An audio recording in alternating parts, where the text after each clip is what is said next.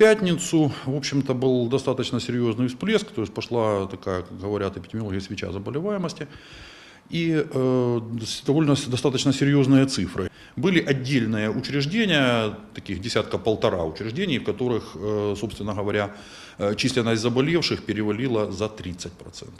В тот же день, по словам Дмитрия Секиринского, чрезвычайный противоэпидемиологический комитет принял решение закрыть запорожские школы, как минимум на неделю. Я полагаю, по опыту прошлых лет, что в среднем где-то плюс-минус, как правило, для того, чтобы сбить так сказать, уровень заболеваемости, сбить накал этой ситуации, как правило, порядка 10 дней. Если уровень заболеваемости гриппом и ОРВИ за 10 дней не снизится, карантин продлят. Правда, в этом случае нужно будет срочно пересматривать школьную программу и ликвидировать хвосты, отмечает Дмитрий Секиринский.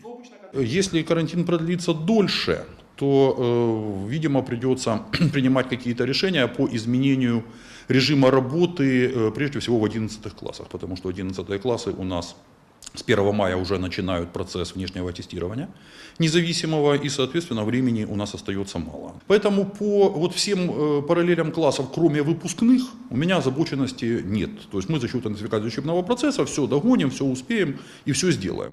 То ли увеличивать количество уроков в будние дни, то ли загружать занятиями в выходные. Это то решение, которое придется принять учителям по окончании карантина. Жертвовать весенними каникулами они пока не собираются. И еще, информация, что очередной карантин – лишь повод не платить бюджетникам зарплату, в городском управлении образования не подтверждают. Свой оклад учителя получат в любом случае, говорит Дмитрий Секиринский. В то же время признает, те педагоги, которые работали по совместительству, дополнительного заработка пока, конечно, лишатся.